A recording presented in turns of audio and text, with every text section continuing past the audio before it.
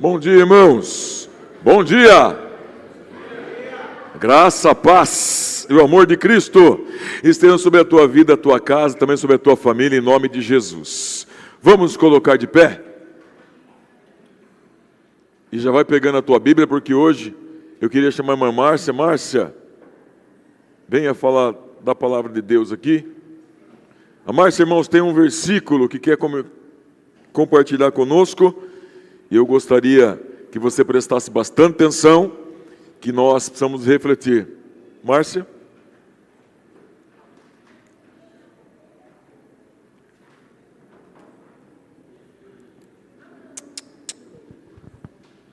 Amém. Paz do Senhor, irmãos. Os irmãos podem se assentar.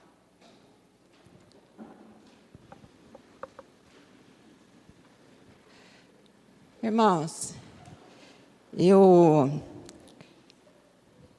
gostaria de ler um versículo, mas eu acho que eu tenho, assim, algo para compartilhar com os irmãos a respeito de que a nossa vida ela tem altos e baixos e não tem preço a gente vir para a igreja. Estar aqui, irmãos, num domingo de manhã, é um privilégio. E eu acho que é isso que eu gostaria de passar para os irmãos. Eu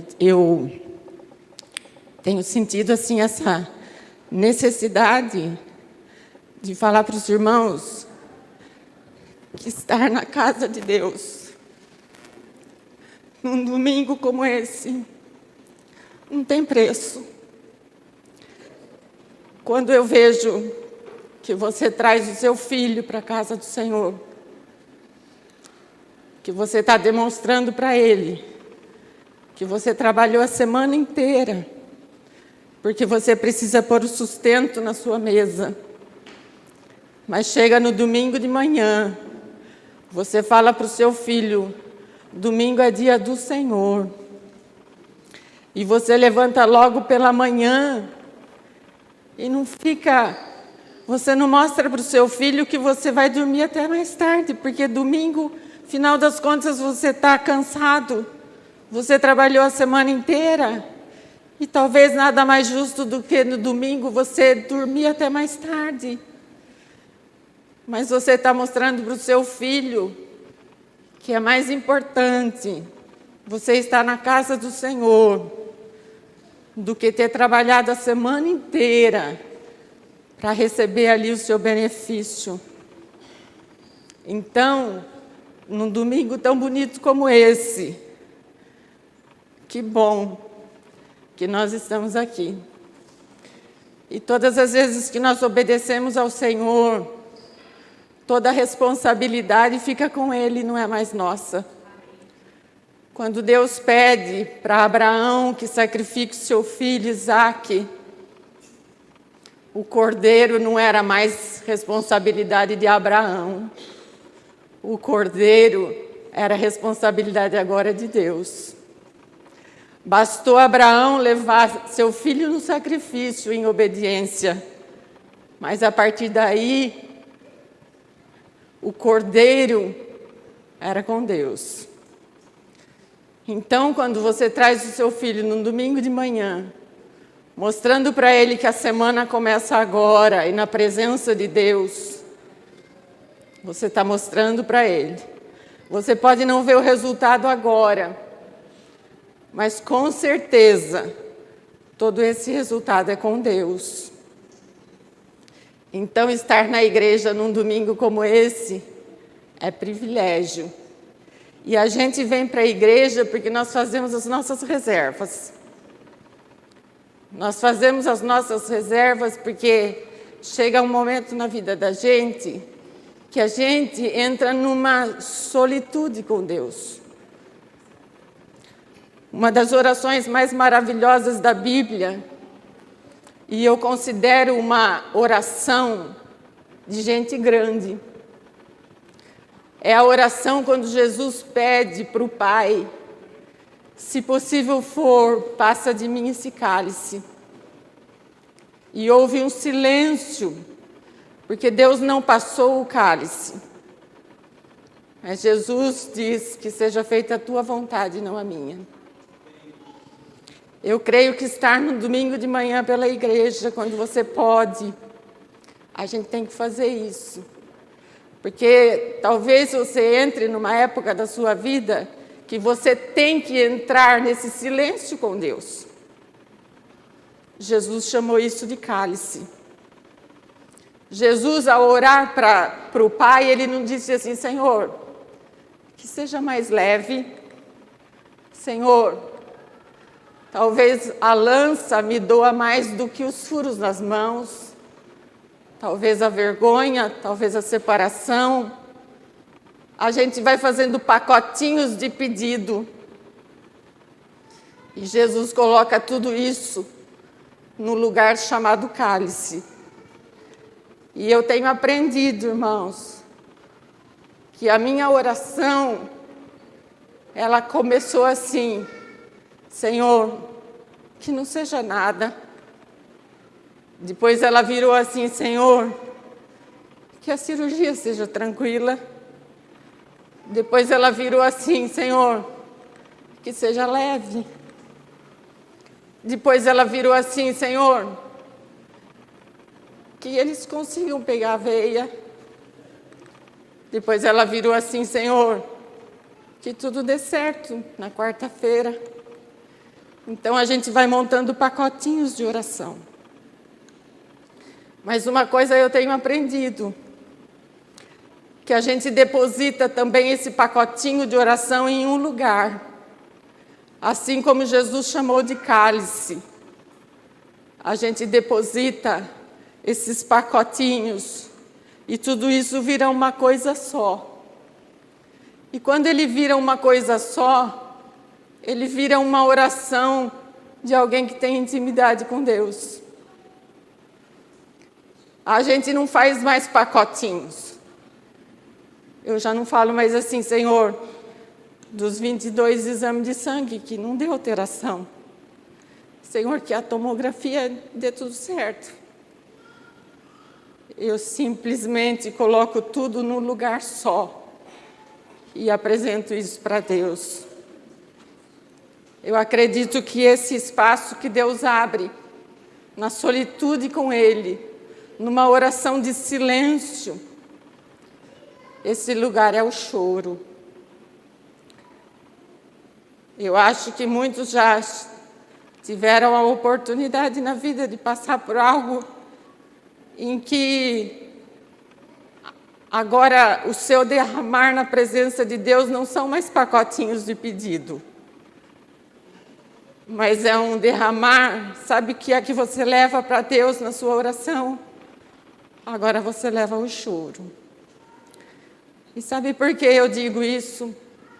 Sabe por que eu digo que a oração mais bonita da Bíblia é Jesus ter pedido para o Pai: passa de mim esse cálice. E ao mesmo tempo ele diz que seja feita a tua vontade. É porque eu creio que ele ouve de Deus uma resposta assim: você acha que é fácil para mim? É Deus falando para Jesus: mas você acha que não dói em mim? Você acha que o cálice que você vai passar também não dói em mim? Mas em todas as coisas eu tenho um propósito, e o propósito meu é maior do que o seu. Se eu tirar o seu cálice, o que eu faço com Gênesis? Quando eu disse que você viria e esmagaria a cabeça da serpente, o que eu faço com isso? Se eu tirar o seu cálice, o que é que eu faço com o Antigo Testamento da promessa que você viria? Se eu tirar o cálice, como é que você herda o nome que está sobre todo nome? Se eu tirar o cálice, o que eu faço com o terceiro dia da ressurreição? Aí Jesus entendeu que não era mais uma oração de pacotinho. Era uma oração que todo o propósito está nas mãos de Deus. Até mesmo a morte. Até mesmo a morte tem propósito na vida do cristão, porque tem o dia da ressurreição. Então, não é mais uma oração de pacotinho. É uma oração onde você se derrama. Eu digo que é uma oração de gente adulta. E a gente só consegue entender isso quando a gente está num domingo na casa do Senhor, fazendo essas reservas. Tem uma história de Madre Teresa de Calcutá. E disse que o repórter chegou para ela e disse: Madre Teresa, quando a senhora ora, o que é que a senhora pede para Deus? Porque eu acho que uma mulher como ela não dava para levantar de manhã e dizer assim: Senhor, hoje é o remédio.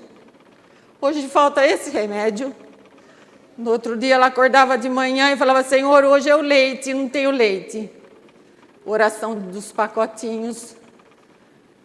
O repórter chegou para ela e falou assim: Madre Teresa, quando a senhora ora, o que é que a senhora pede para Deus? E ela disse: eu não peço nada, Ele só me ouve. E o repórter disse: e o que é que Deus fala para a senhora? Ela disse: Ele não fala nada, Ele só me ouve. E o repórter disse: então, é uma oração de 2 mudos. Ela disse: é uma oração de 2 mudos, mas não de 2 surdos. A oração do choro, da entrega, do dizer para Deus: há de haver propósitos. Então, quando você ora para um filho onde você acha que não tem mais jeito, Deus está dizendo para você: você acha que eu também não sofro? Você acha também que não é difícil para mim? Você acha que eu me alegro disso? Então você junte tudo isso e entre na presença de Deus, numa solitude, num silêncio, numa profundidade, numa intimidade que só você vai saber. E estar aqui é muito bom, porque a gente aprende tudo isso. E a gente só aprende isso na presença de Deus, na palavra dEle, na comunhão dos santos, na mesa do Senhor. Então, você que está aqui, esteja sempre. Logo pela manhã, diga: hoje é dia de eu louvar a Deus, porque eu tenho condições para isso. E lá eu vou fazer as minhas reservas e aprender do meu Deus, que tudo pode, que tudo sabe e que tudo resolve. Amém? Vamos ficar em pé e vamos orar?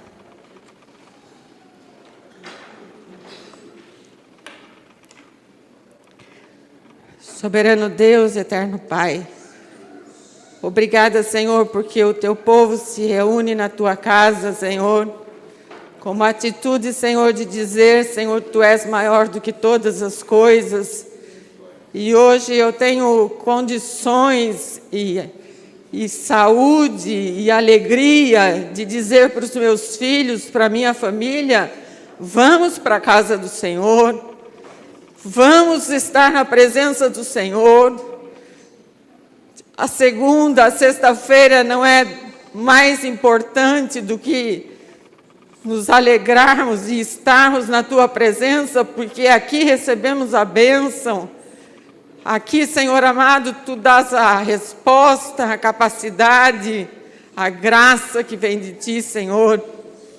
Obrigada, Senhor, por esse Teu povo, Senhor amado, e que haja nessa manhã, Senhor amado, uma entrega de vida, de de condições, Senhor, de te servir e te seguir, Pai.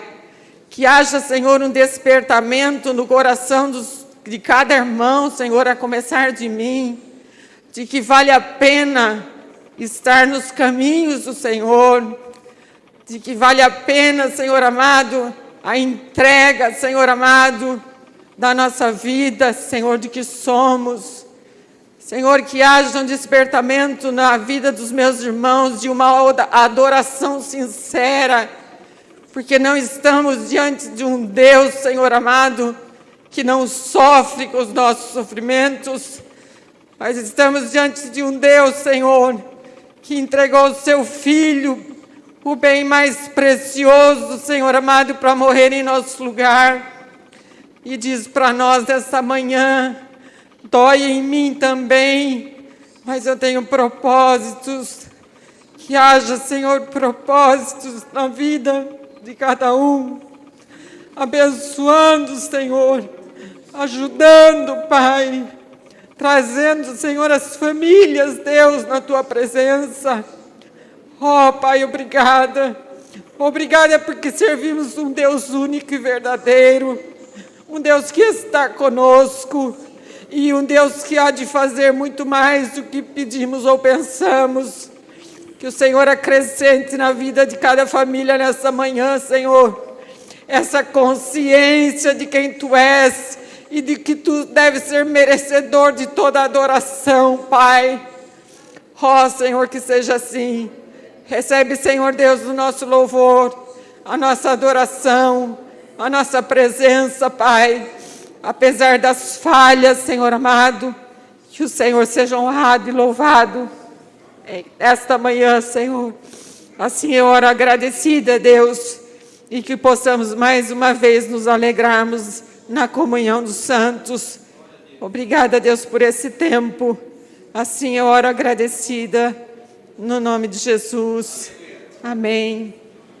Amém, irmãos. Amém.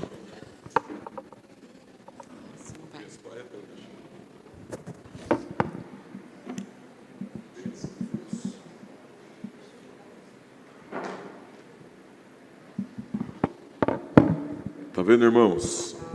Isso é o poder de Deus, é a alegria de estar na presença do Senhor, a alegria de poder louvar e engrandecer a Deus. Guarde essa palavra no teu coração, guarde essa palavra daquele que está realmente firme com o Senhor, a despeito das circunstâncias. Louve e engrandeça ao Senhor com alegria no teu coração. Eu queria chamar o Edson e o pessoal do louvor, para que você louve, engrandeça e adore ao Senhor com alegria no teu coração. Guarde essas palavras que você ouviu, e que essas palavras possam gerar no teu interior fé, disposição e ânimo, para continuar firme na presença do Senhor.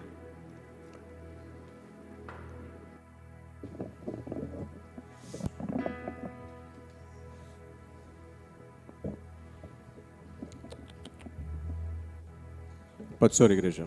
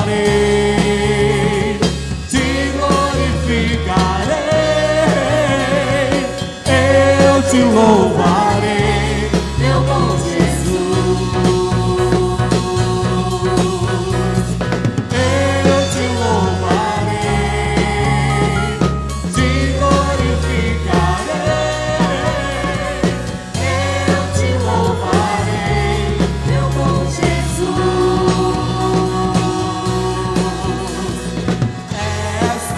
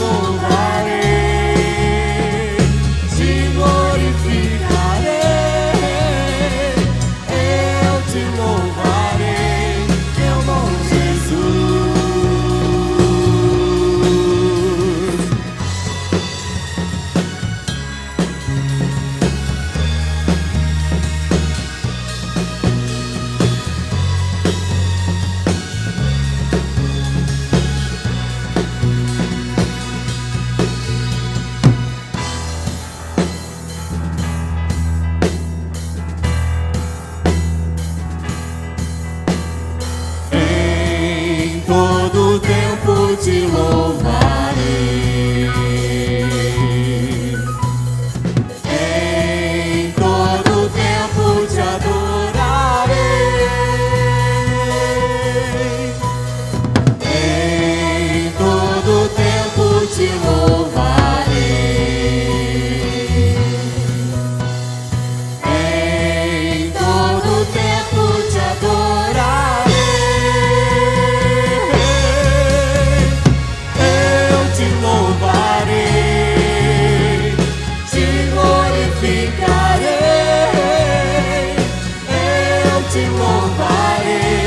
Meu bom Jesus, eu te louvarei, te glorificarei, eu te louvarei, meu bom Jesus.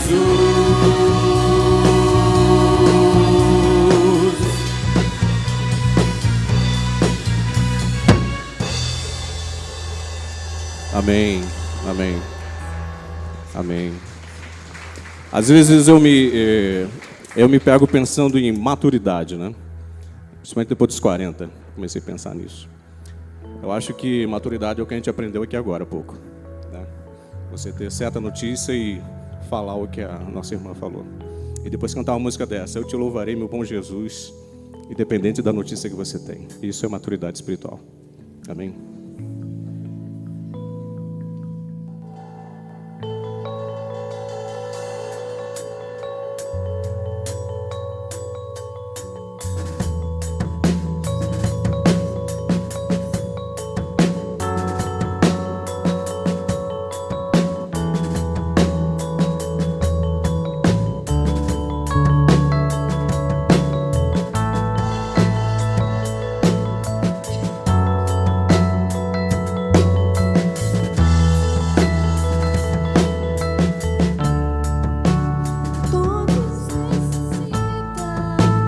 De um amor perfeito,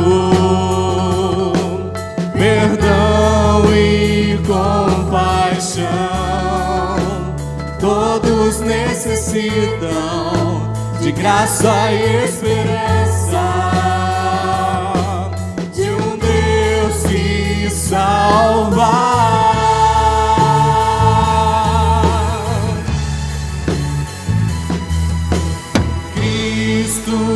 Move as montanhas e tem poder para salvar, tem poder para salvar, para sempre, autor da salvação. Jesus a morte venceu, sobre a morte venceu.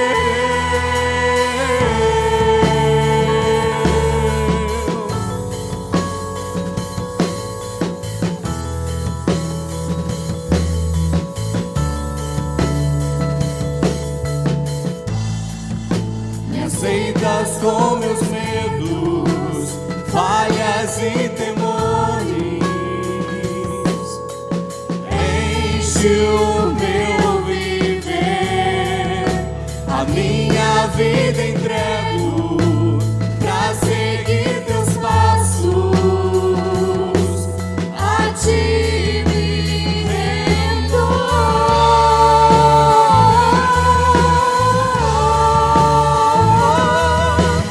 Cristo move as montanhas e tem poder pra salvar, tem poder pra salvar, pra sempre, autor da salvação. Jesus a morte venceu, sobre a morte venceu. E Cristo move as montanhas e tem poder pra salvar, tem poder pra salvar, pra sempre, autor da salvação. Jesus a morte venceu, sobre a morte venceu. Posso o mundo ver brilhar a luz, cantamos para a glória do Senhor Jesus. Cristo, posso o mundo ver brilhar a luz, cantamos para a glória do Senhor Jesus. Cristo move as montanhas e tem poder pra salvar, tem poder pra salvar, pra sempre, autor da salvação. Jesus a morte venceu, sobre a morte venceu. Cristo move as montanhas e tem poder pra salvar, tem poder pra salvar, pra sempre, autor da salvação. Jesus a morte venceu, sobre a morte venceu. Faça o mundo ver brilhar a luz, cantamos para a glória do Senhor Jesus. Cristo, faça o mundo ver brilhar a luz, cantamos para a glória do Senhor Jesus.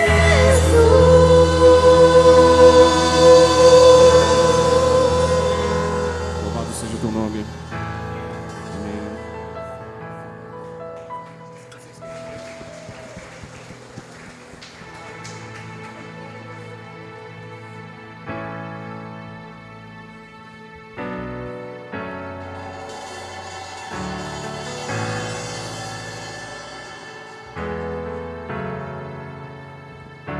Eu não consigo entender o que eu fiz pra merecer o rei que homem se tornou e os meus pecados suportou.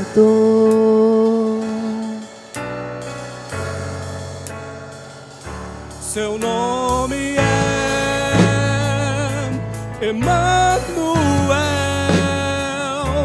o Rei dos Reis é o Senhor. Num gesto simples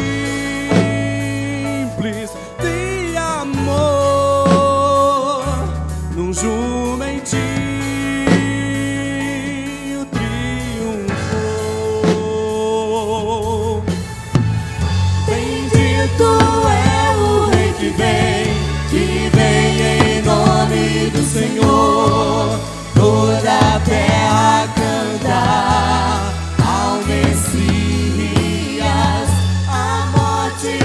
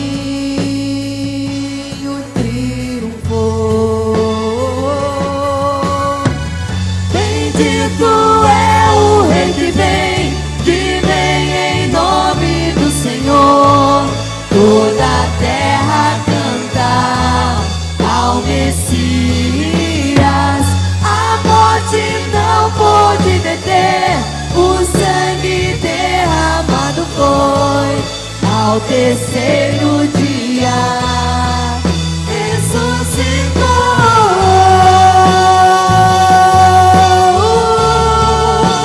E hoje vivo está entre nós. Yeshua, Yeshua, glória seja ao Rei, glorioso Salvador. Yeshua, Yeshua, glória seja ao Rei, glorioso Salvador. Yeshua, Yeshua, glória seja ao Rei, glorioso Salvador.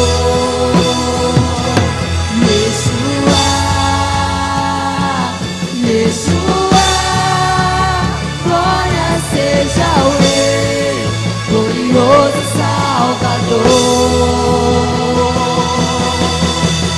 Bendito é o Rei que vem em nome do Senhor. Toda a terra canta ao Messias. A morte não pôde deter, o sangue derramado foi ao terceiro dia.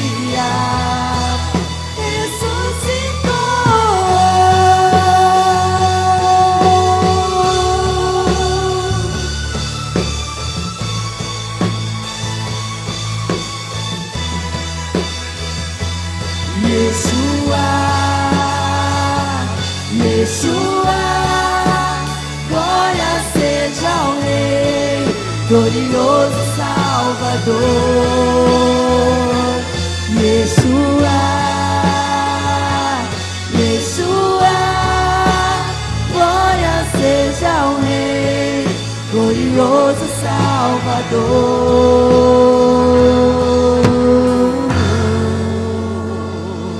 Toda honra e toda glória seja dada àquele que vive e reina para sempre. Amém.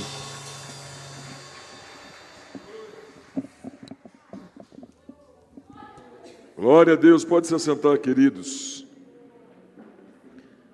Glória a Deus, parabéns pessoal do louvor, grande bênção, parabéns Edson, a sua equipe. Glória a Deus, crianças, vamos.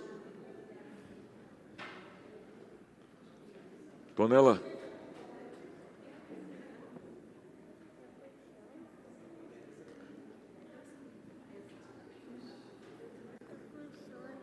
Você está com sono? Mas agora não pode dormir. E aí, tudo bem? Olha, você trouxe sua oferta? Ó, que bênção. Glória a Deus. Deixa eu ver. Mas você perdeu? Ah, então guarda aí. Não vai perder.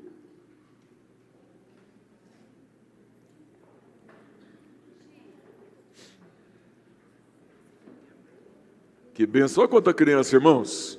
Olha que bênção de Deus. Até a Catarina vai lá. Ó. Bênção, irmãos. Olhem para essas crianças. Olhem para cada uma delas. Olhem e saibam que aqui realmente são homens e mulheres que vão falar do amor de Cristo amanhã. Que vão realmente levar a palavra de Deus onde nós não iremos. Chegarão onde nós não chegaremos. Estarão onde nós não estaremos. E por isso nós precisamos de preparar essas crianças. Preparar o coração dessas crianças, a mente dessas crianças, para que elas possam realmente fazer a diferença na onde elas estiverem. Não por aquilo que elas têm materialmente, mas por aquilo que elas têm interiormente, porque isso ninguém pode roubar, a não ser que nós permitamos.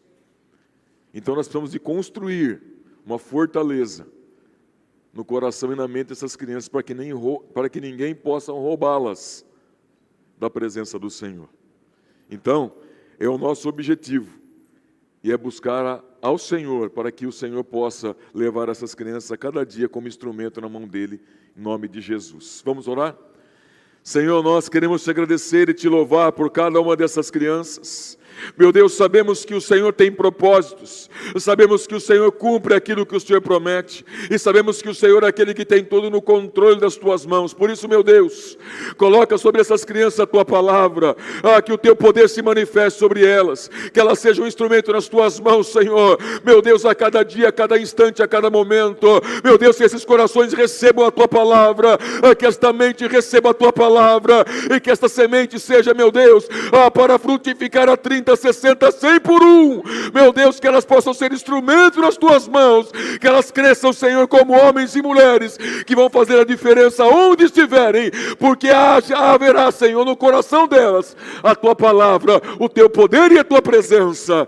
Meu Deus, sobre cada professor, sobre cada professora, Senhor, derrama sobre eles a tua presença, o teu poder, sabedoria e entendimento, para levar a tua palavra ao coração dessas crianças. Guarda-os, Senhor, guarda-os a cada dia, a cada instante e a cada momento, em nome de Jesus, amém. Vão lá, crianças, em nome de Jesus. Oi.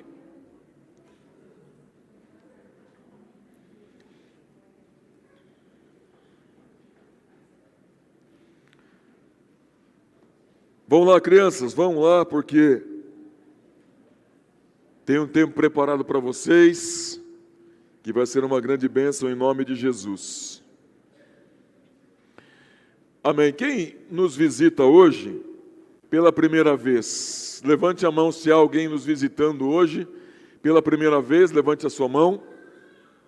Não, todos já são da igreja de CPI, são todos também muito bem-vindos. É uma alegria, um prazer estar com vocês aqui para louvar, engrandecer e adorar ao nome do Senhor juntos e saber que Ele é aquele que faz todas as coisas em nome de Jesus.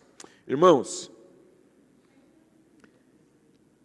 eu estava ali orando, enquanto o pessoal do louvor engrandecia a Deus, e o Senhor falou ao meu coração algo sobre o que a Márcia disse. E Márcia, o que o Senhor falou no meu coração é o seguinte: a oração tem resposta. Apocalipse capítulo 5, versículos 7 e 8 diz assim: o cordeiro foi e pegou o livro da mão direita daquele que estava sentado no trono. E quando ele pegou o livro, os 4 seres viventes e os 24 anciões se prostraram diante do cordeiro, tendo cada um deles uma harpa e taças de ouro cheias de incenso, que são as orações dos santos. E cantavam um cântico novo, dizendo: digno és de pegar o livro e de quebrar os selos, porque foste morto, e com o teu sangue compraste para Deus os que procedem de toda tribo, língua, povo e nação. E para o nosso Deus os constituíste reino e sacerdotes, e eles reinarão sobre a terra. Você ouviu a Márcia dizendo aqui sobre oração e sobre cálice. E o Senhor ministrou o meu coração ali naquele momento, naquele cantinho, que toda oração tem resposta e toda oração volta para aquele que tem orado. Toda oração volta para a terra. Apocalipse capítulo 8 continua no mesmo sentido do que está dizendo o capítulo 5. 8:1 diz assim: quando o cordeiro quebrou o 7º selo, houve silêncio no céu durante quase meia hora. Então, vi os 7 anjos que estão em pé diante de Deus, e lhes foram dadas 7 trombetas. Veio um outro anjo e ficou em pé junto ao altar, com o incensário de ouro, e lhe foi dado muito incenso, ou seja, aquilo que estava no incensário foi acrescentado, para oferecê-lo com as orações de todos os santos sobre o altar de ouro que está diante do trono. E da mão do anjo subiu a presença de Deus, e da mão do anjo subiu para a presença de Deus a fumaça do incenso, com as orações dos santos. Então, o anjo pegou o incensário, encheu do fogo do altar e atirou à terra. E houve trovões, vozes, relâmpagos e terremotos. Então a oração que você coloca no incensário ou no cálice que você ouviu a Márcia dizer, ela está diante do Senhor. E o Senhor acrescenta a vontade dEle nessa oração. O Senhor acrescenta a resposta dEle nessa oração. Porque Apocalipse está dizendo que quando o incensário foi colocado, subiu fumaça. E essa fumaça foi para a presença de Deus. E Deus então fala para o anjo, devolva aquilo que foi colocado na minha presença. Então o anjo pegou o incensário, encheu do fogo do altar e atirou à terra. Então a oração tem resposta. E essa resposta vem acrescido daquilo que Deus desejou, daquilo que é a vontade de Deus, daquilo que é a direção de Deus, daquilo que é o plano de Deus. Márcia, que Deus te abençoe, que Deus continue derramando sobre a tua vida força, disposição e ânimo e fé para continuar firme na presença dEle, porque a tua oração é ouvida.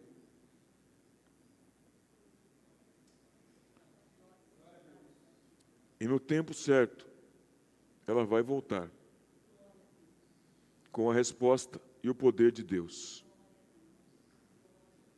Em nome de Jesus. Por isso eu queria chamar você, irmãos, para orar.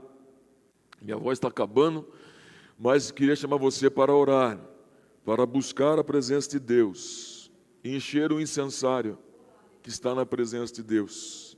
Encher o incensário, porque haverá resposta de Deus no tempo dEle, no tempo que Ele programou, no tempo que Ele determinou, mas haverá resposta, porque o incensário foi derramado para voltar à terra, junto com aquilo que Deus acrescentou. O cálice foi cheio daquilo que Deus desejou. Quero que você feche seus olhos e ore, irmão. Ore pela tua casa, ore pela tua família, ore pelo teu amado, pela tua amada, por aquele que está enfermo. Eu quero convidar você a orar pela irmã Márcia. Continue orando pela vida da Márcia Palma. Continue orando pela vida da irmã Ana, da irmã Isaura, da Josi, da irmã Leni.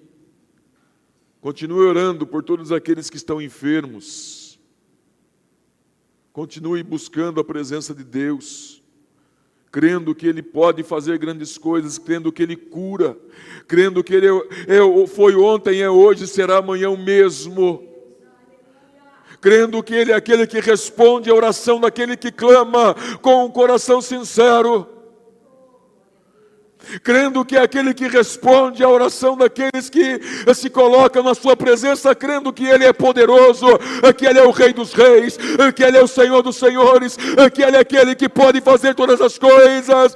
Senhor, nós oramos agora na Tua presença, e nós cremos que Tu és poderoso, e nós cremos que Tu és o verdadeiro, e nós cremos que Tu és aquele que tem o poder para abrir os 7 selos, e nós cremos que Tu és aquele que for morto, e hoje vive eternamente.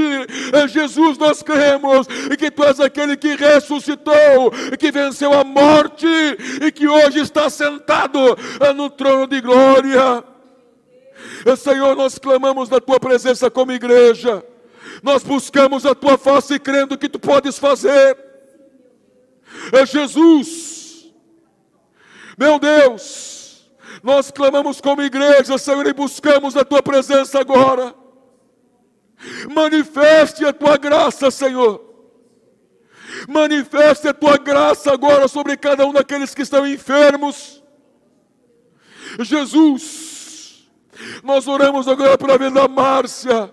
Põe a Tua mão sobre ela, meu Deus, e cura de forma sobrenatural, que os médicos se espantem. Meu Deus, que os médicos falem para ela: eu não sei o que aconteceu, mas é inédito. Põe a Tua mão sobre a Tua filha, Senhor, que tem buscado a Tua graça e tem buscado a Tua presença. Cura de forma sobrenatural. Jesus, eu creio que tu podes fazer, Senhor. Então realize, meu Deus, para que todos saibam que tu és poderoso. Que tu és poderoso. Jesus, olha para a irmã Ana. Põe a tua mão sobre a vida dela. A irmã Isaura, seu Leni. Todos aqueles que estão enfermos, visita com a tua graça agora, com o teu poder e com a tua presença. Enfermidade nós repreendemos agora, em nome de Jesus Cristo. Não tem mais poder.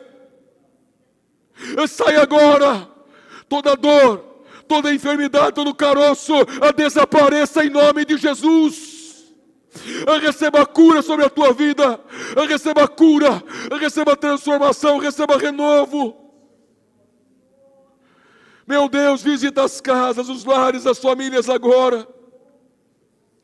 Põe a tua mão de poder, Senhor, curando, restaurando, transformando agora as famílias, os lares. Aonde entrou a morte, aonde entrou a destruição e o roubo, sai agora em nome de Jesus. Meu Deus, traz de volta o amor, a comunhão. Traz de volta, Senhor, nesses lares, nessas casas, a tua graça e o teu poder. Abençoa cada um agora, Senhor. Aquele que entrou aqui enfermo, meu Deus, põe a tua mão e cura agora em nome de Jesus. Senhor, nós cremos que tu és verdadeiro e poderoso, e nós sabemos que tu podes curar. Senhor, manifeste a tua graça e o teu poder em nome de Jesus. Amém, Senhor. Aleluia. Aleluias, aleluias, aleluias. Irmão, eu creio na graça e no poder de Deus. Eu creio que Ele é verdadeiro e poderoso e Ele cura. Ele cura. E Ele é poderoso para fazer milagres que talvez ninguém acredite. Mas eu acredito que Deus pode fazer. E Ele fará em nome de Jesus. Oh, meu Deus, Tu és maravilhoso, Senhor. Tu és grandioso, Tu és poderoso. Irmãos, e já aproveitando, enquanto o pessoal do louvor vai engrandecer e exaltar ao Senhor, prepara o teu dízimo, prepara a tua oferta, com um coração grato na presença de Deus. Tenha um coração grato, querido. Tenha um coração que busca a presença de Deus e tenha um coração que se alegra por tudo aquilo que Deus tem feito, seja pequeno, seja grande, seja quando Ele faz, ou seja enquanto Ele espera.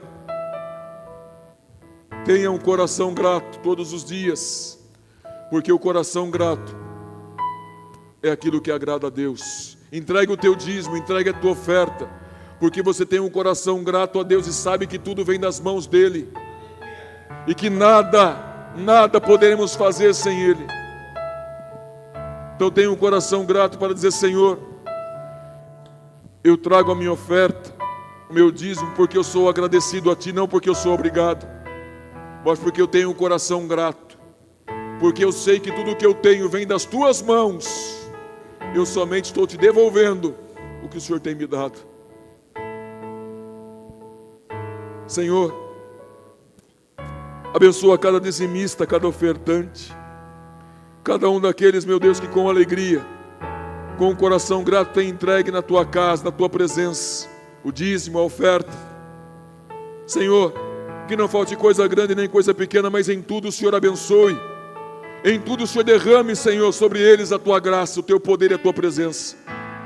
Que eles sejam benditos ao entrar e ao sair. Meu Deus, onde colocarem as mãos, ali prospere. Que não falte nada, Senhor, para cada um destes. E aqueles que têm falta, aqueles que estão precisando, que Tu possas suprir, Senhor. Que Tu possas colocar nas nossas mãos para que nós possamos suprir. Senhor, abençoa aquele que está procurando a porta de emprego. Meu Deus, aquele que não tem suprimento, põe na mão deles, meu Deus, para que eles possam ter um coração grato e retribuir essa gratidão a Ti. Meu Deus, abençoa cada um aqui, em nome de Jesus. Amém. Queridos, entrega o teu dízimo, a tua oferta com alegria na casa do Senhor, em nome de Jesus. Edson, eu vou lá, creio. Meu Jesus, Salvador, outro igual não há.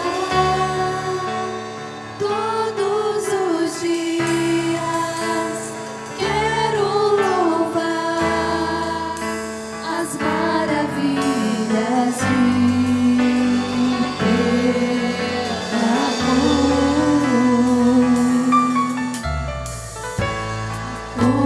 Consolo, abrigo, força e refúgio é o Senhor.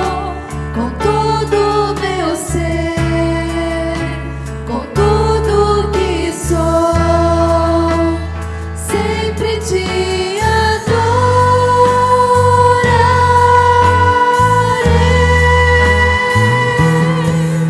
Aclame ao Senhor toda a terra e cantemos poder, majestade e louvores ao Rei. Montanhas se prostrem e ruge aos mares ao som de teu nome. Alegre te louvo por teus grandes feitos, firmado estarei, sempre te amarei. Incomparáveis são tuas promessas pra mim.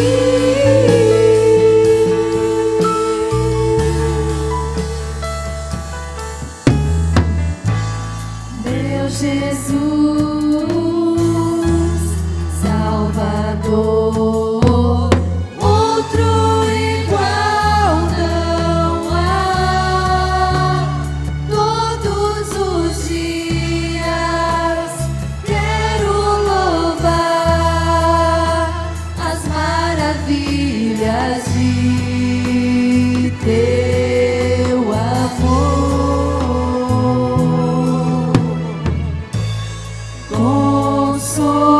Consolo, abrigo, força e refúgio é o Senhor. Com todo o meu ser, com tudo que sou, sempre te adorarei.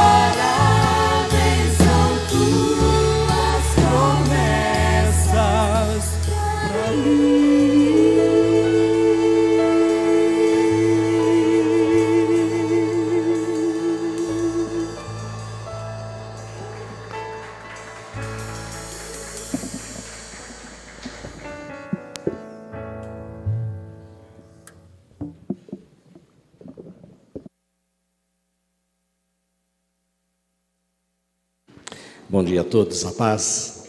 É bom estarmos juntos. Queria ministrar hoje sobre um assunto que é um tanto delicado. Existem muitos experimentos sociais que mostram que em coletividade, muitas vezes nós perdemos a nossa identidade. E muitas vezes em experimentos sociais a pessoa acaba levado pela maioria, se posicionando até contrária às suas convicções, às suas certezas, né? Me lembro de um filminho que eu vi outro dia de uma professora falando para os seus alunos: olha, vamos fazer um experimento aqui. Estão vendo essa pasta verde? Sim, então o próximo aluno que chegar atrasado, eu vou fazer essa pergunta para vocês e vocês vão dizer para mim que esta pasta é vermelha. E daí ela foi perguntando a cada um, mostrando uma pasta verde, todos respondendo vermelha, vermelha, vermelha. E quando chegou no aluno que havia chegado atrasado, ele estranhou, né? Mas todos diziam vermelha. Ele também disse vermelha, né?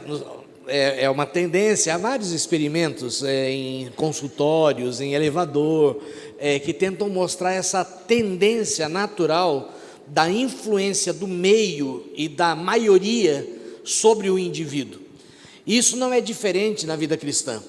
É um dos grandes desafios, obrigado Daniel, é um dos grandes desafios que nós vemos na jornada cristã, e nós vemos isso bem claro no Evangelho de João. O Senhor Jesus, ele havia, no capítulo 5, nós vamos começar no capítulo 6, vou começar hoje, vou terminar no domingo que vem. No capítulo 6, Jesus ele está vindo de um evento que ele havia curado um paralítico na beira do tanque de Betesda. Se lembram disso? Que ele cura o paralítico, que ninguém queria jogar ele lá, ninguém ajudava ele a chegar. Jesus falou: não, vai, eu te curo, toma o teu leite e anda. E ele cria uma polêmica, porque aquilo ali era um sábado, daí os religiosos caem matando sobre ele, falando: não, ele é pecador, porque ele fez um milagre no sábado, quem é você para isso? E Jesus começa então a expor a sua missão. Depois você pode ver no capítulo 5, e isso bem claro, e esta celeuma, que as pessoas elas não conseguiam ver quem era Jesus, entender a missão de Jesus, compreender a dimensão do ministério de Jesus. E quando chega no capítulo número 6, diz o versículo 1: depois dessas coisas, atravessou Jesus, depois do quê? Desta celeuma, desta confusão religiosa que havia surgido em torno da pessoa de Jesus, porque ele havia curado no sábado, e ele havia manifestado algumas posições a respeito de si mesmo, que alguns fariseus e religiosos acharam contrário às suas crenças. Passadas estas coisas, atravessou Jesus o mar da Galileia, que é o de Tiberíades, e seguiam numerosa multidão. É interessante como você vai ver esse destaque em vários momentos na vida de Jesus. Jesus era seguido por uma multidão, e é justamente sobre isso que eu quero falar hoje, sobre o comportamento da multidão, sobre a mentalidade da multidão. Porque nós vivemos no mundo, hoje mesmo há toda uma polêmica em cima de algo que o Supremo está para votar nessa semana, que é a respeito do aborto, né, da legalização do aborto no Brasil, efetivamente. Algumas incoerências, né, que a gente vê. Houve uma polêmica lá no Canadá, em que alguns ficaram sabendo daquelas crianças que foram mortas 100 anos atrás, propriamente naqueles conventos, naquelas escolas católicas, em que os indígenas eram obrigados a dar os seus filhos para a igreja, porque os filhos eram tirados à força e levados para uma catequização para aprenderem a ser britânicos, digamos, né? E eles, centenas foram mortos. E o ano passado, 2 anos atrás, pipocou vários momentos de encontrar em cemitérios clandestinos com 100, 200, 300 corpos de crianças que foram assassinados nestes conventos, que tinham o propósito de levar o quê? O evangelismo aos pagãos, aos First Nation, que são chamados lá a primeira nação. Lá no Canadá eles são chamados assim, os indígenas, né, o First Nation. Então, o que acontece? Daí havia todas as praças que você ia, propriamente todos os monumentos que você vai no Canadá, tem um monte de brinquedo, bichinho de pelúcia e coisas lembrando criança, e começou uma campanha dizendo: crianças importam. Crianças importam, só que é um país que aprova o aborto. Crianças importam depois de nascidas, antes de nascer, então houve uma celeuma nisso. Importam realmente se você tem um país que aprova o aborto, que promove o aborto, que libera o aborto em nome da liberação sexual, que a pessoa tem o direito sobre o seu corpo, faz o que quer até tirar uma vida. Isso é se importar realmente com a criança. Então, celeumas como essas sociais acabam gerando o quê? Uma mentalidade coletiva. A gente viu bem isso na questão do Bolsonaro, na questão do cristianismo Bolsonaro, na questão do lulismo, esse ponto de vista que é um movimento quase que o PT é satânico, o Lula é Satã e Bolsonaro era Deus, né? E a gente viu isso dentro de uma mentalidade de massa, páginas, sites, entrevistas, posicionamentos de pastores, de líderes, e há uma mentalidade coletiva que muitas vezes tenta tirar a nossa própria racionalidade, o nosso próprio ponto de vista. E quando Jesus chega nesse ponto aqui, ele é sempre seguido por uma grande multidão. E quero dizer, ainda hoje, Jesus é seguido por uma grande multidão. E nós temos que tomar cuidado de não estarmos fazendo desta grande multidão, fazendo parte desta grande multidão que segue Jesus, porque ela acaba tendo um comportamento diferenciado em relação àquilo que Jesus Cristo realmente quer fazer nas nossas vidas, para aquilo que realmente Jesus Cristo veio a este mundo fazer. Então, esta grande multidão que o seguia por quê? Porque tinha visto os sinais que ele fazia na cura dos enfermos, um dos quais um aleijado de mais de 40 anos que havia sido curado.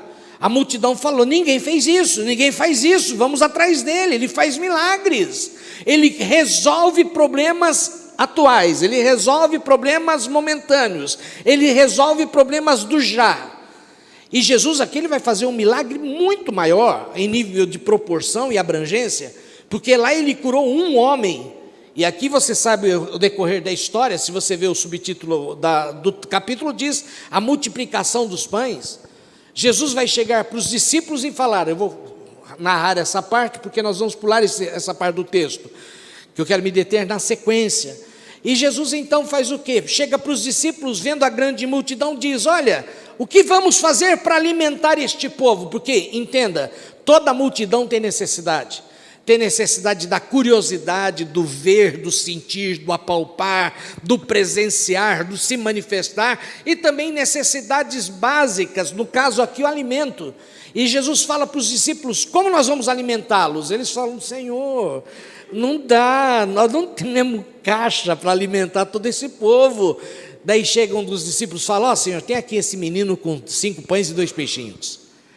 E ele transforma aqueles 5 pães e 2 peixinhos em 12 cestos que fartam, que sobram, né?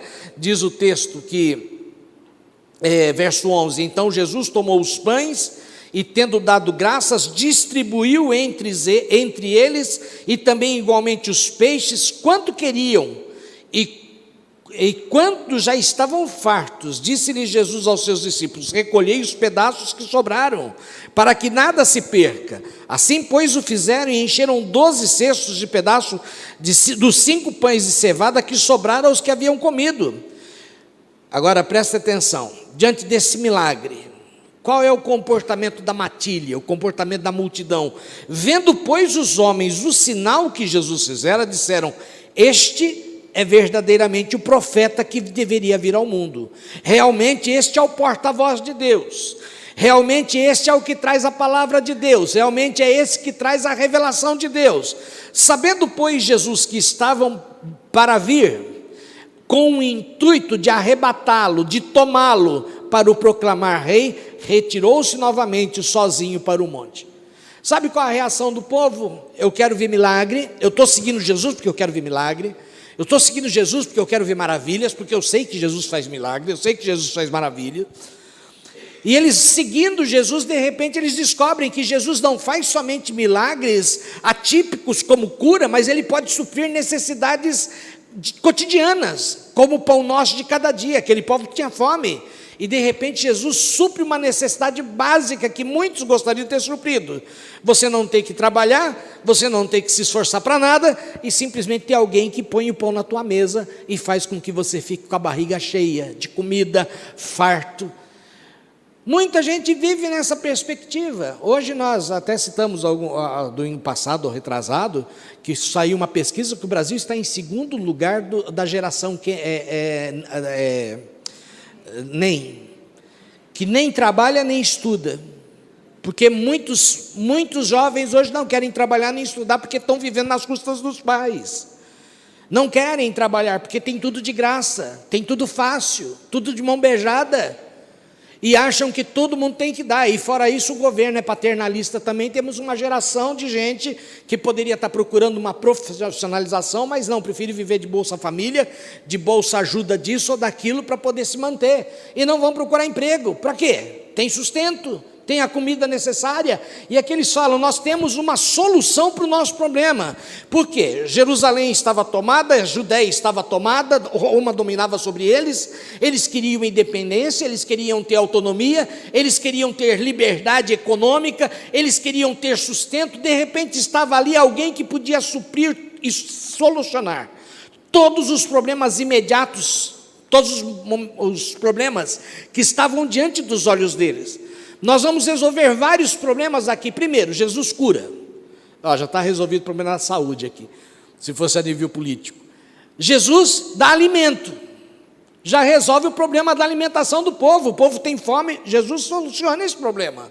E mais do que isso, nós precisamos de alguém à frente do governo, com poder, com autoridade, com recurso, para poder nos tirar dessa situação de subserviência de Roma. Nós queremos um rei não segundo Deus, um rei segundo os seus próprios corações. A mesma escolha errada que fizeram lá com Saul, se lembram lá no passado? Que Deus falou, olha, vocês querem um rei? Eles falaram, nós queremos um rei. Eles falaram, mas que rei que vocês querem? Eles falaram, nós queremos um rei como os reis das outras nações. E Deus disse, não era bem esse o rei que eu queria dar, né? Eu queria dar um rei segundo o meu coração, mas já que vocês querem um rei segundo as outras nações, eu vou dar exatamente o que vocês estão pedindo. E Deus deu Saul, daí viu no que deu. E Jesus aqui, ele sai, ele fala, a multidão não entende a dimensão do que Jesus está fazendo, nem do que Jesus está falando, nem porque ele está agindo, e elas agem neste impulso de acordo com as suas necessidades, com as suas perspectivas, com as suas, digamos assim, aspirações. Eu quero ver milagres, eu quero que Jesus continue me sustentando, eu quero que Jesus seja rei e resolva o problema da nação, eu quero soluções. E na sequência nós vemos que Jesus ele sobe ao monte para orar, os discípulos vão para o barquinho, atravessar o mar da Galileia, Jesus não vai junto, depois à noite, de madrugada, Jesus vai ao encontro deles andando sobre as águas, se lembram desse episódio? Daí voltamos novamente à visão da multidão. No dia seguinte, verso 22, a multidão que ficara do outro lado do mar, porque Jesus e os discípulos já haviam atravessado o mar, notou que ali não havia senão um pequeno barco, e que Jesus não embarcara nele com os seus discípulos, tendo estes partido sós. Entretanto, outros barquinhos chegaram de Tiberíades, perto do lugar onde comeram o pão, e tendo o Senhor dado graças, porque a notícia já tinha corrido. Jesus deu pão, e começou a chegar novos barquinhos, porque o pessoal falou, pessoal, está dando pão, tem fila do pão, ali estão dando pão de graça, vamos lá, você come à vontade. E começaram a chegar outros barquinhos, porque era muito atraente a oferta. A oferta ali naquele momento era muito propícia. E diz o texto, quando viu E entretanto, outros barquinhos chegaram a Tiberíades, perto do lugar onde comeram o pão, e tendo o Senhor dado graças. Quando, pois, viu a multidão que Jesus não estava ali, nem os seus discípulos, tomaram barcos e partiram para Cafarnaum à sua procura. E tendo encontrado do outro lado do mar, lhe perguntaram, mestre, como chegaste aqui? Como tu fez essa mágica aí? Como tu saíste de lá e vieste? E respondeu-lhe Jesus. E aqui Jesus ele vai trabalhar bem em cima da confrontação com essa mentalidade da multidão. Em verdade vos digo, vós me procurais, não porque viste sinais, mas porque comeste pão e vos fartastes. Vocês não estão aqui porque vocês estão atrás de uma manifestação divina. Vocês não estão aqui porque vocês querem ver Deus agir nas suas vidas. Vocês não estão aqui porque eu sou alguém que tem algo de Deus para falar aos seus corações. Vocês só estão aqui porque vocês querem que eu supra uma necessidade imediata, que é matar a vossa fome, solucionar o problema que está apertando no teu estômago. É isso que vocês estão procurando. É isso que a multidão faz. A multidão não está preocupada com compromisso. A multidão, as torcidas de futebol, vocês veem como elas agem como animais. Elas não se preocupam com sociedade, com ética, com moral. Às vezes, lá em Campinas mesmo, já aconteceu várias vezes de torcida do São Paulo, do Corinthians, quando vai jogar lá com a Ponte Preta, o pessoal sair depredando a cidade, né? Por que faz isso? Destruindo carro de gente que não tem nada a ver. Eu morei perto do estado da Ponte Preta, ali era um perigo você ter seu carro depredado, porque o povo saía revoltado, porque o jogo havia sido perdido, e sai destruindo propriedade alheia, e faz isso por quê? Certamente sozinho eles não fariam, mas em bando, eles fazem aquilo que a turba, que o mundo, que aquela multidão quer fazer. E aqui Jesus fala, essa multidão está sendo motivada, e vieram até aqui pelos motivos errados, porque eles não querem ver Deus, eles não querem contato com Deus, eles não querem proximidade com Deus. Sabe por quê? Porque quando nós nos aproximamos de Deus, nós temos necessidades imediatas. Você tem uma necessidade imediata? Você tem? A Márcia tem uma, não tem, Márcia? Essa é imediata, é cura, restauração, fortalecimento. Eu tenho necessidades imediatas. Só que a prioridade de Deus não são as nossas necessidades imediatas. E Jesus vai deixar isso bem claro aqui, que Ele pode lidar sim com as nossas necessidades imediatas, mas esta não é a prioridade dEle, e nem foi por isso que Ele veio ao mundo. Tanto que na sequência Ele vai dizer, olha, vocês só estão aqui não porque vocês querem um sinal, não porque vocês querem que Deus fale, Deus se manifeste, não porque vocês querem que Deus mostre um novo caminho. Ele diz assim, trabalhai não pela comida que perece, mas pela que subsiste para a vida eterna, a qual o Filho do Homem vos dará, porque Deus o Pai confirmou com o seu selo. E aqui ele vai trabalhar justamente esta visão. Qual é o propósito de Deus em tudo que Ele faz? A prioridade de Deus não é este mundo, a prioridade de Deus não é esta vida, a prioridade de Deus não é a nossa carne.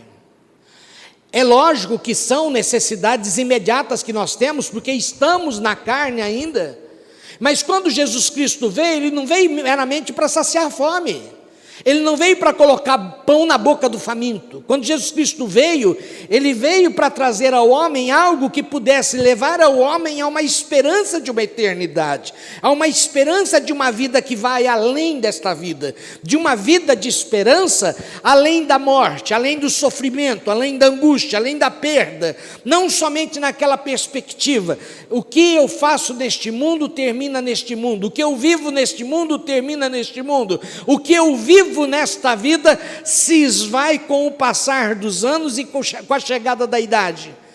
Ele simplesmente está trabalhando com aqueles homens, dizendo, vocês têm trabalhado todo esse esforço, porque aqueles homens haviam esforçados, aqueles discípulos passavam a noite inteira tentando chegar à margem do outro lado de Cafarnaum, e aqueles homens pegaram seus barquinhos e saíram atrás de Jesus, rema rápido, quem sabe já está sendo servido o café da manhã, o brunch, né? Está sendo servido o café da manhã, vamos lá, quem sabe está sendo servido o almoço, quem sabe Jesus já está servindo o café da tarde. Quanto mais cedo a gente chegar, mais cedo a gente come, mais cedo Jesus resolve o nosso problema. Vamos, e Jesus percebe que esse povo havia o quê? Se esforçado para chegar ali, mas Ele chega para eles e fala, por que vocês estão trabalhando tanto?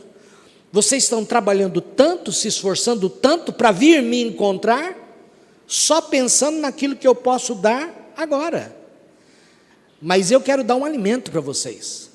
um alimento que vai para a eternidade, um alimento que excede o corpo físico, que excede a condição humana, que excede a miséria humana, que excede esta condição de escravidão que nós vivemos, que nós não conseguimos lutar contra ela e ela nos atropela.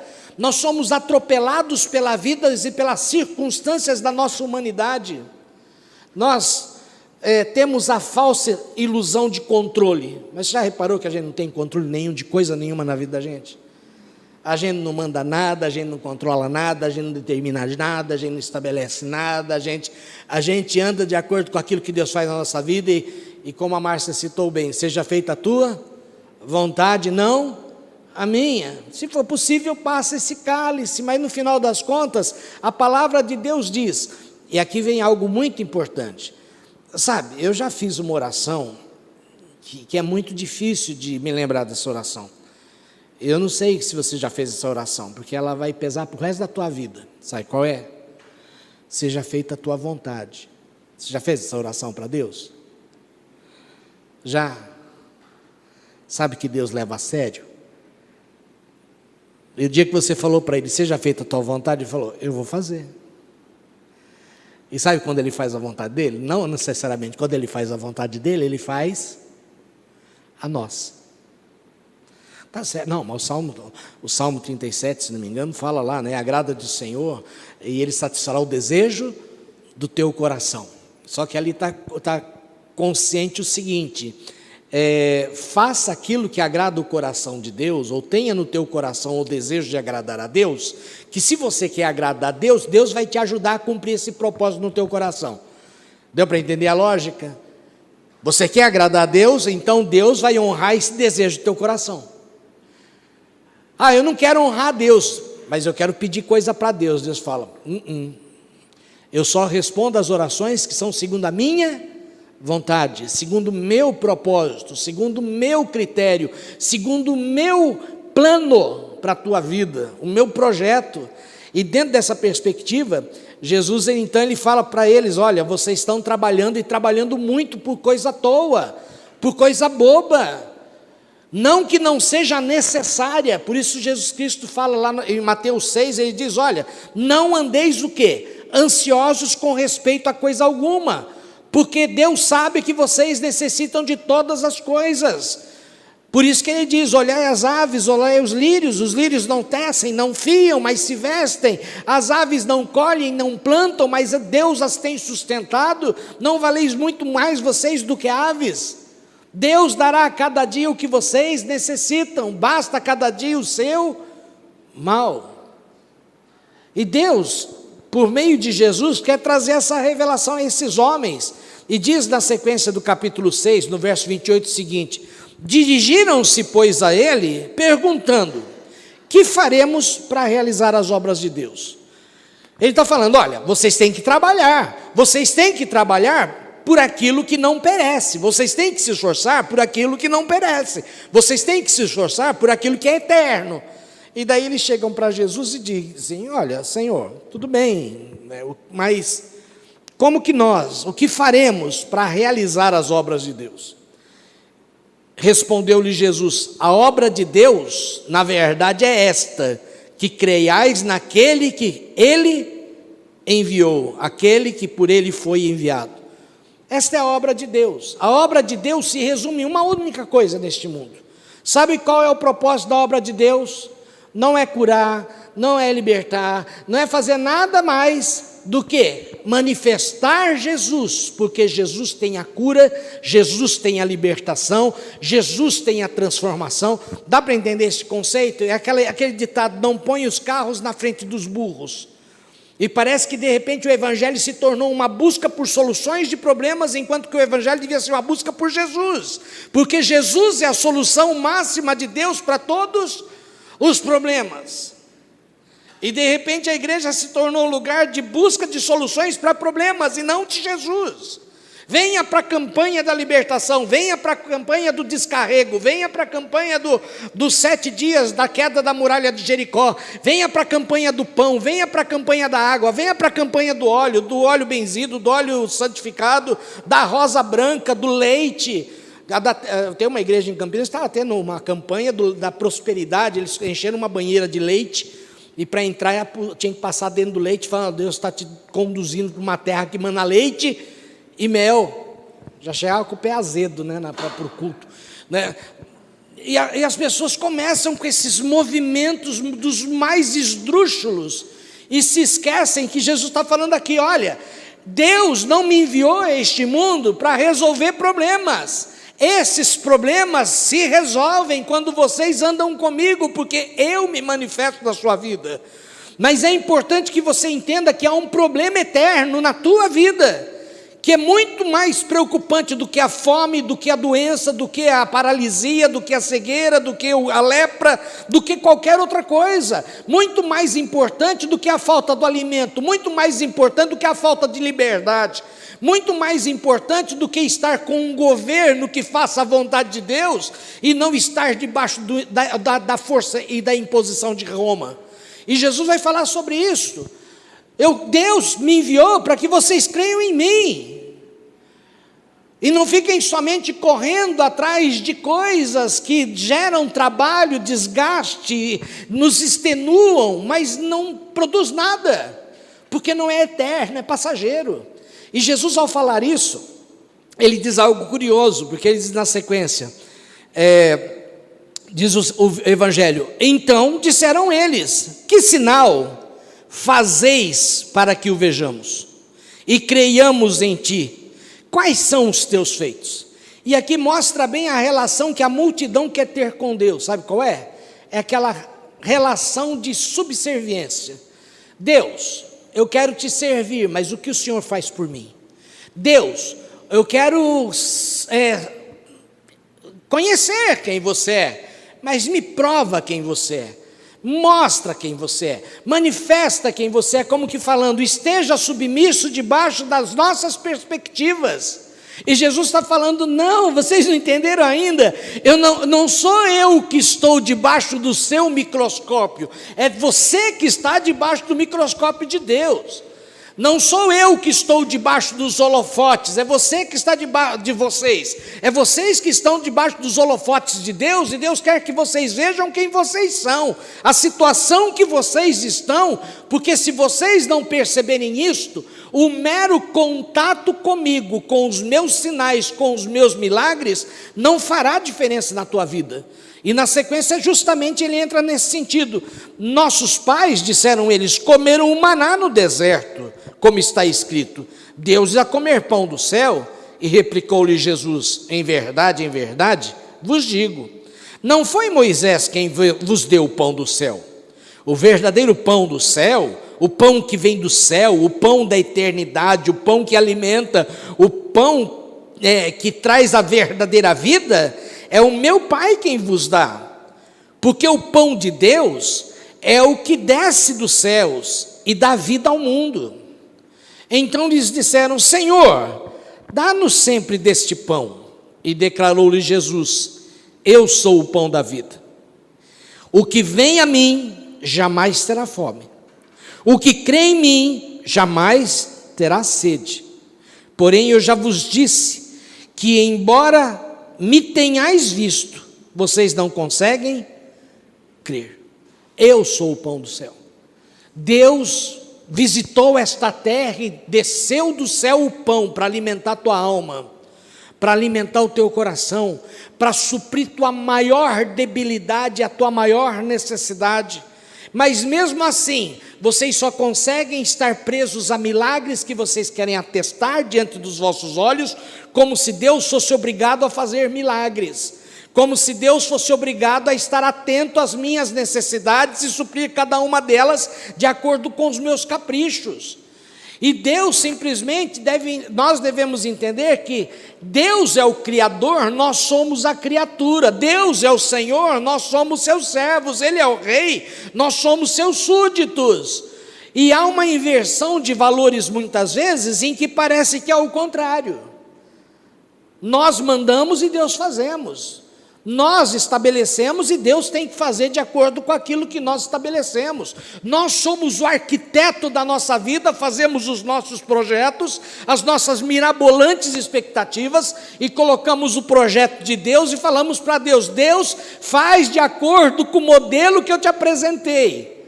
Diferente do que Deus fez com Noé, se lembra?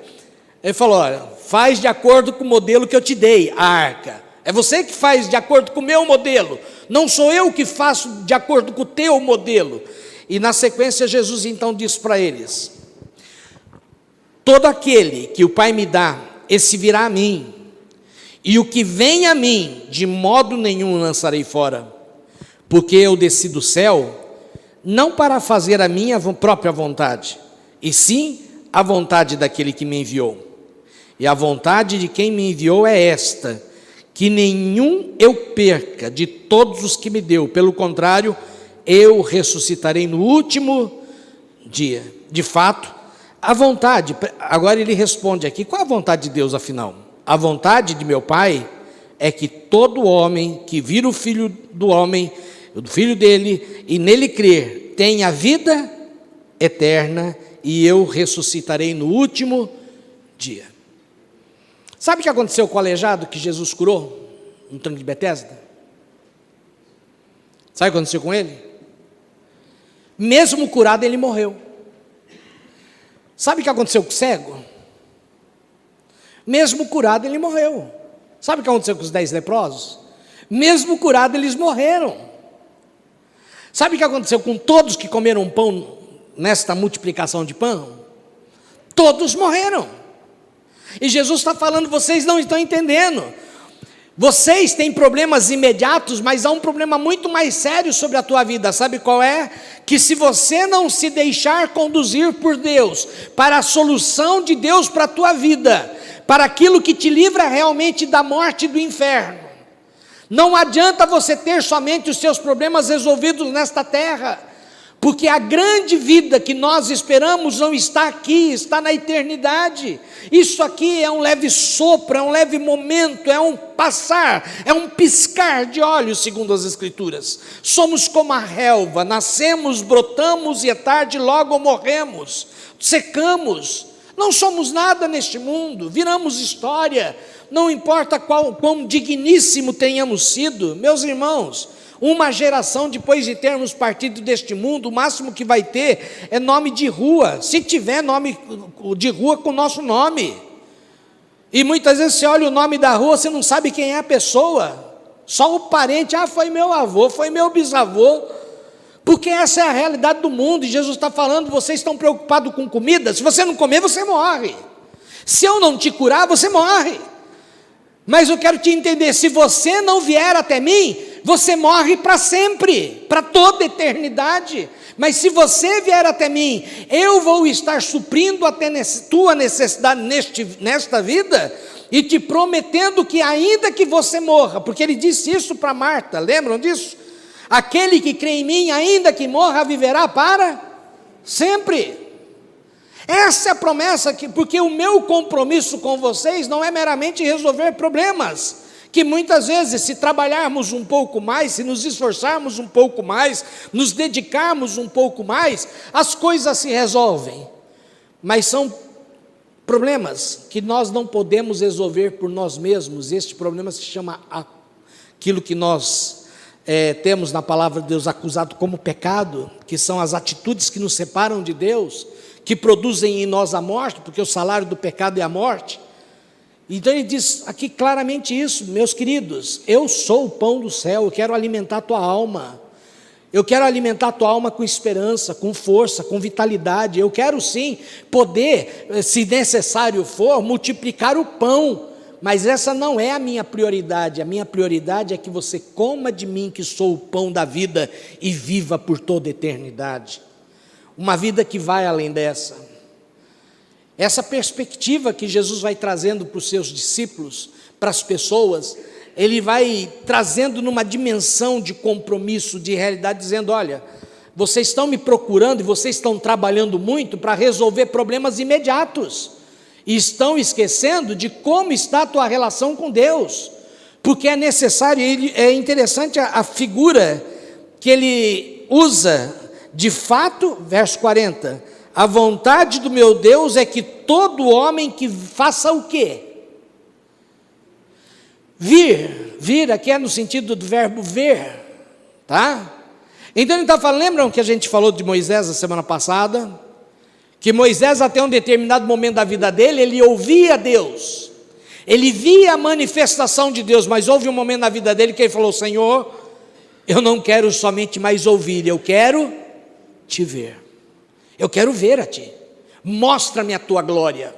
E isso transformou a vida de Moisés. E Jesus está usando o mesmo conceito aqui, dizendo: não basta você somente ouvir falar de quem já teve uma experiência, não basta você somente ouvir falar daquilo que Deus tem para a tua vida, é necessário que você veja o Filho de Deus. E para ver o Filho de Deus, muitas vezes temos que fazer como Zaqueu: se o povo não deixa eu ver, eu vou subir na árvore e vou fazer diferente. Porque entenda, muitas vezes a multidão me impede de ver Jesus, porque o pensamento da multidão, o pensamento da sociedade, o pensamento das pessoas, muitas vezes me afastam de uma proximidade com Deus. As pessoas preferem hoje estar em outros lugares do que na igreja. É normal isso? Hoje é. Não foi no passado, porque antigamente crente era conhecido como que crente, domingo tinha que passar onde? Na igreja. E não era só domingo de manhã, era o dia inteiro. Aqueles que são mais velhos vão se lembrar disso. Era a escola dominical, culto, ensaio de coral, ensaio de criança, depois tinha o ensaio dos jovens, depois à tarde tinha visitação, tinha evangelismo, depois tinha não sei mais o que, depois tinha o culto da tarde, antes disso tinha um ensaio, antes do culto da tarde, e quando não muito terminava o culto, tinha vigília ainda. Hoje o povo, pastor, estamos com fome. E ainda quando fosse fazer almoço, né? Porque muitos saem daqui e vão para um restaurante, nem fazer almoço faz, tá? Perdeu-se a graça. E daí você fala: não, mas isso daqui tem alguns aqui mais fervorosos que vão vir à noite também.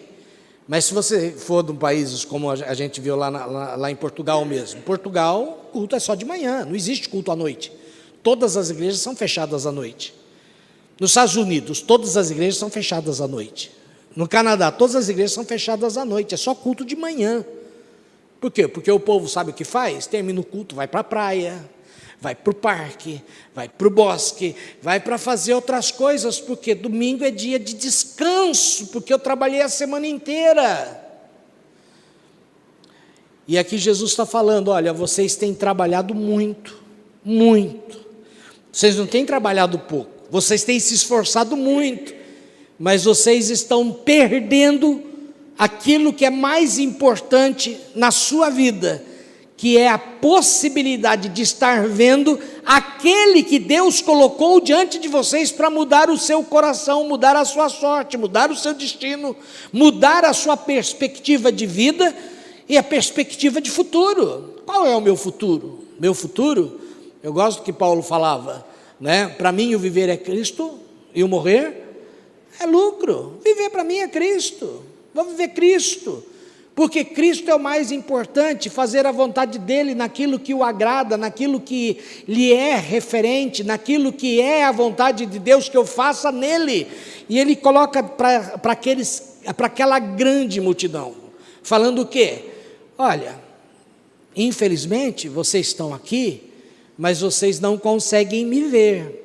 Eu estou falando com vocês, eu estou manifestando meus sinais, eu estou mostrando os meus milagres, eu estou mostrando minha autoridade, estou compartilhando o que está no coração de Deus para vocês, mas vocês não conseguem me ver, porque vocês não se deixam conduzir por Deus até a minha presença. E é onde Jesus Cristo diz: olha, aquele que meu Pai traz até mim, de maneira nenhuma o lançarei fora. Como que eu vou até Deus, como que eu vou até Jesus, para que Ele não me lance fora? Obedecendo às orientações que a palavra de Deus nos dá. Por isso que ele chega no capítulo de número 5, ele vai falar algo muito interessante, que eu sinto que a igreja tem perdido no decorrer dos séculos. Sabe o que é? Olha o que diz o verso de número capítulo 5, verso 38. Também não tendes a sua palavra permanente em vós, porque não credes a quem ele enviou. Examinai as Escrituras, porque julgais ter nelas a vida eterna, e são elas que testificam de mim. Contudo, não quereis vir a mim para terdes vida. O que me conduz a Deus? O que me conduz a Jesus? O que me conduz para essa vida? Examinação das Escrituras. Examinar as Escrituras. Examinar o que Deus tem para a tua vida, examinar o que Deus fala, examinar o que Deus já falou. Hoje as pessoas estão mais interessadas em ouvir o que Deus está falando por boca de um profeta A ou B, que traz uma profecia aleatória que não se sabe de onde, e tem negligenciado a palavra de Deus, tem negligenciado o conhecimento da palavra de Deus, tem negligenciado o ensino, o estudo, a dedicação. Eu não estou falando só ler eu li um capítulo da Bíblia essa semana, não. Se dedicar em meditar. A palavra de Deus diz assim: como poderá o jovem manter puro o seu coração, meditando na lei do Senhor de dia e de noite? Como que eu posso agradar a Deus? Meditando na palavra de Deus, buscando a palavra de Deus, me esforçando na palavra de Deus e tentando conhecer quem é Jesus e entendendo como Jesus se porta diante do mundo. Eu podendo, entendendo isto, me portar da mesma maneira, para que eu possa desta forma estar tendo um contato cada vez mais íntimo, mais próximo com Jesus, até o ponto de eu ver Jesus, até o ponto de eu estar realmente nas mãos de Jesus e poder ter aquela segurança: daqui ninguém me tira, porque o Senhor não me lança fora, porque agora eu o vejo. Que é a experiência de Jó, no meio da dor, no meio da aflição, no meio de todas as dificuldades, ele chega no final da sua carreira e diz o quê? Os meus olhos, antes eu te conhecia de ouvir, mas agora os meus olhos te veem. E Jesus justamente conduz todo esse princípio. Olha,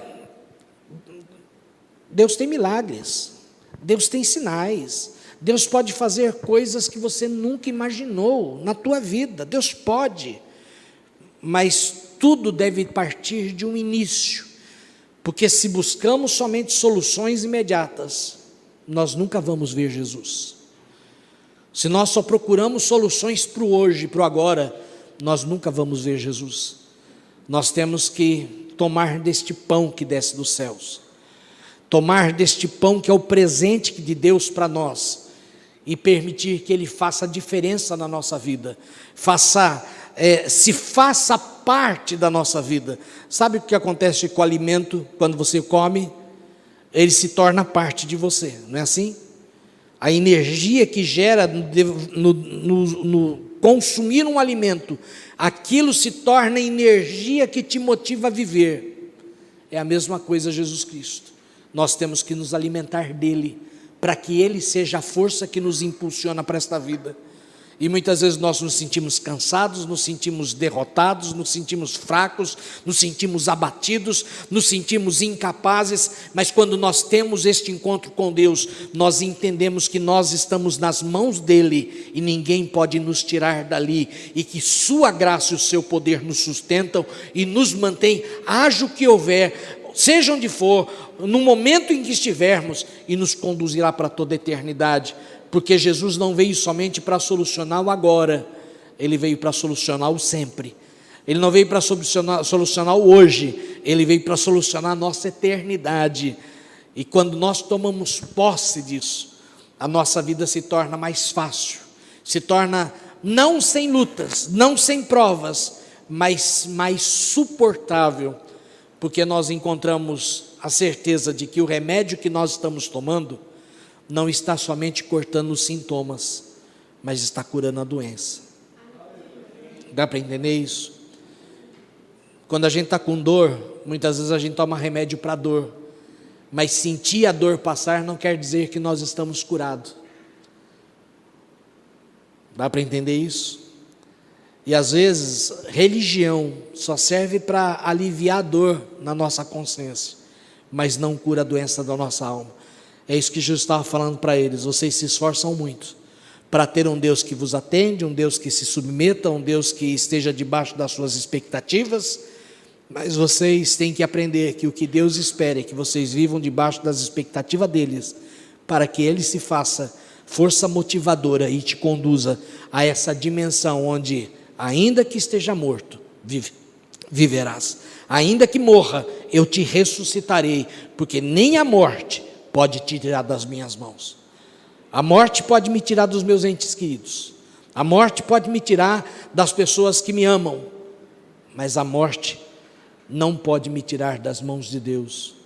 E Deus, quando eu estou nas suas mãos, Ele pode me tirar do poder da morte, me fazer reinar por toda a eternidade.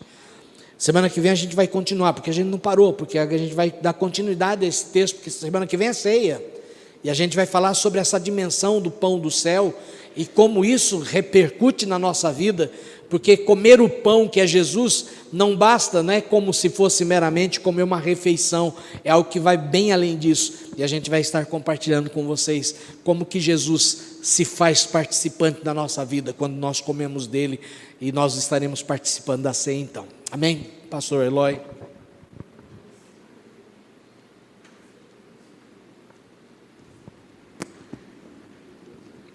Amém, irmãos.